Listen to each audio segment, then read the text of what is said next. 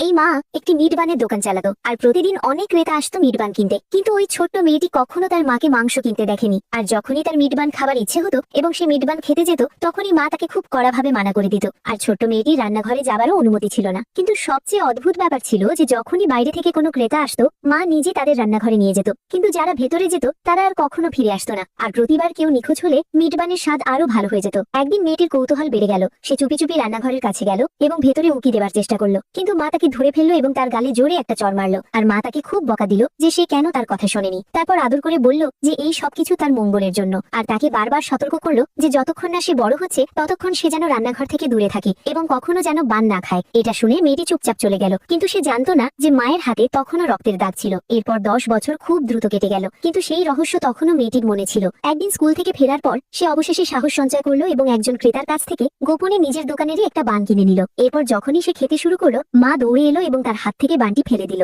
মেয়েটি তখনই মাকে জিজ্ঞাসা করলো যে এই বানে কোনো মাংস আছে। মা শান্তভাবে উত্তর দিল যে এটা স্থানীয় কসাইয়ের কাছ থেকে নেওয়া পোড়। কিন্তু মেয়েটি সাথে সাথেই সেই মিথ্যে ধরে ফেললো, কারণ সে নিজে সব স্থানীয় কসাইয়ের দোকানে গিয়ে জিজ্ঞাসা করেছিল এবং কেউ মাকে মাংস কিনতে দেখেনি। তাই একটা ভয়ঙ্কর চিন্তা তার মাথায় এলো, কিন্তু তখনই মা তাকে বাধা দিল এবং হাত জোর করে বলল যে সে যেন তার উদ্দেশ্য বোঝার চেষ্টা করে, কারণ এখন সে সত্যিটা বলতে পারবে না। সেই রাতে মেয়েটি ঘুমাতে পারল না। আবার রান্নাঘর থেকে অদ্ভুত সব শব্দ আসছিল। সে ধীরে ধীরে উঠলো এবং চুপি চুপি দেখতে গেল, কিন্তু রান্নাঘরে কেউ ছিল না। তখনই হঠাৎ মা অন্ধকার থেকে বেরিয়ে এলো। তার হাতে রক্তে ভেজা একটা রান্নাঘরের ছুরি ছিল, যেটা দেখে মেয়েটি ভয়ে মাটিতে পড়ে গেল। তখন মা ঠান্ডা গলায় তাকে ঘরে ফিরে যেতে বলল, কিন্তু মেয়েটি যখনই ঘুরতে শুরু করলো তখনই কোণে রাখা একটা বাঁশের ঝুড়ি হঠাৎ পড়ে গেল। আর শব্দ শুনে তার মনে হলো যে ভেতরে কেউ আছে। তাই সে তখনই পরীক্ষা করে দেখার চেষ্টা করলো, কিন্তু মা ঘাবড়ে গিয়ে তাকে থামিয়ে দিল। সে বলতে লাগলো যে ভুল করে তার এমন মনে হয়েছে, আর বেশি ভাবার দরকার নেই। কিন্তু মেয়েটি স্পষ্টভাবে একজন মানুষের কণ্ঠস্বর শুনেছিল, তাই মায়ের মানা করা সত্ত্বেও সে আবারও দেখার চেষ্টা করলো, কিন্তু আবারও তাকে থামানো হলো। যখন মেয়েটি বারবার প্রশ্ন করলো, তখন শেষ পর্যন্ত মা কথা দিল যখন সে একজন বয়ফ্রেন্ডকে বাড়িতে নিয়ে আসবে তখন সে সবকিছু বলবে। 3 মাস পর মেয়েটি সত্যি তার বয়ফ্রেন্ডকে বাড়িতে নিয়ে এলো। এরপর বাড়িতে আসতেই বয়ফ্রেন্ড অবাক হয়ে গেল, কারণ তার কাছে তার গার্লফ্রেন্ডের মায়ের সৌন্দর্য বেশি মনে হলো। আর সে অজান্তেই লোভাতুর দৃষ্টিতে তাকালো, কিন্তু মা না জানার ভান করে